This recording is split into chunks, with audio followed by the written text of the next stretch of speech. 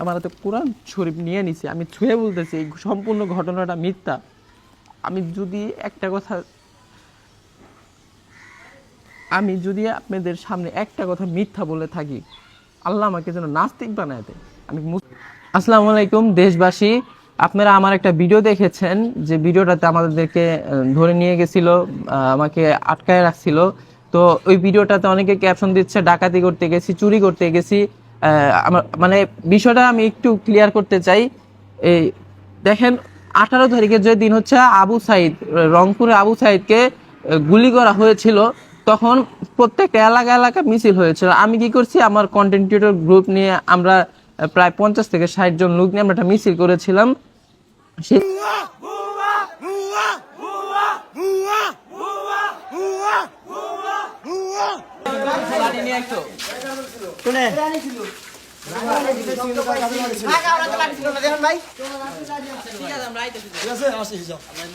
Video করো কি লিখা, কি হইছে ভিডিও কইবো কি লিখা, কি কারণে ভিডিও হইবো, কি কারণে না ভাই আমি ভিডিও করতেছি কে, যাও যাও কিছু না কই লুকো। মিছিলে হচ্ছে আমরা স্লোগান দিয়েছিলাম এবং ওই একটা ভিডিও আমার পেজে ছাড়ছিলাম।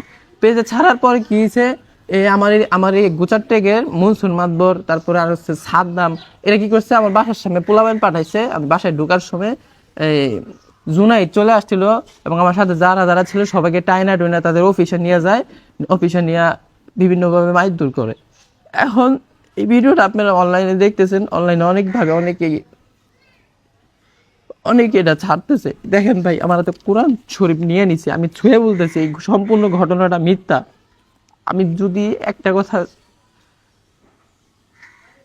আমি যদি আপনাদের সামনে একটা কথা মিথ্যা বলে থাকি, আল্লাহ আমাকে যেন নাস্তিক বানায় দেয়। আমি মুসলমান হয়ে বলতেছি, কোরআন শরীফটা আমার হাতে। আমি ওই মিছিলে বলছিলাম যে তুমি কে রাজাকার, এজন্য আওয়ামী লীগের নেতা এখানে সে তার নামে কয়েকটা মামলা হয়েছে, সে এখনো এলাকা প্রকাশ্যে ঘুরতেছে। তার নাম হচ্ছে মনসুর মাতবর, তারপর হচ্ছে আরেকজন কে যেন ওই সাদ্দাম, আর অনেকেই ছিল, আমি সবাইকে চিনি না। তো এ হচ্ছে বিষয় ভাই, আমাদেরকে এভাবে তারা ধরে নিয়ে এখন উল্টাপাল্টা ভিডিওগুলো ছাড়তেছে। আর আমার তো হেটার্সের অভাব নাই, তারা এগুলা দেখতেছেন। ভাই দেখেন, পিছনে ঘটনা না জেনে কি একটা ক্যাপশন দেখেই একজনকে মানহানি আপনারা করতে পারেন না। এই বিষয়ে আমরা পরবর্তীতে একটা মামলা করেছি, ও এতেও শেষ হয় নাই। আমার এখানে একটা অফিস আছে, সে অফিসটা পর্যন্ত তারা ভাঙচুর করছে। সে এই বিষয়ে মামলা নিছিল আশুলিয়া থানা এসআই অপূর্ব, সে তদন্ত করছে। সে এখন বদলি হয়ে অন্য একজন এসআইয়ের কাছে সেই মামলাটা আছে। সে মামলাটা হচ্ছে কয়েকটা ধারা মিলায়া হয়েছে, অফিস ভাঙচুরের ধারা, তারপরে হচ্ছে আমার এক ফ্রেন্ডের মাথা ফাটায় ফেলছিল, আমি ওইটারও একটা মেডিকেলে ভিডিও করছিলাম।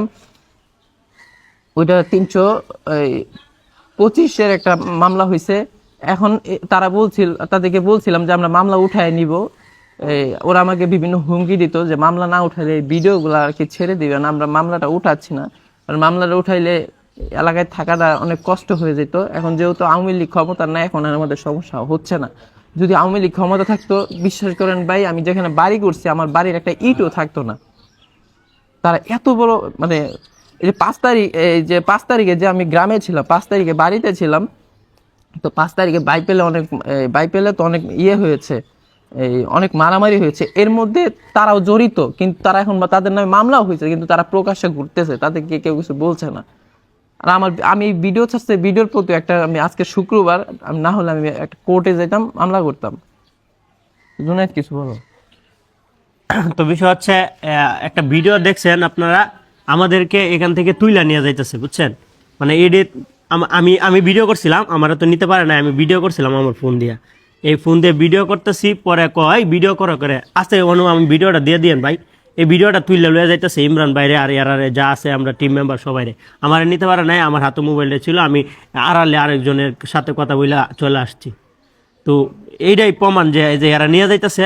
দেখেন ভিডিওটা, তাহলে বুঝতে পারবেন আপনারা। আর দয়া করে আমি এখনো বলতেছি, আমি এই ধরনের কোনো কিছু করি নাই, মানে এই ধরনের আমি কোনো কাজ করি নাই ভাই। আমার কি টাকার অভাব, আমি ডাকাতি করতে যাব?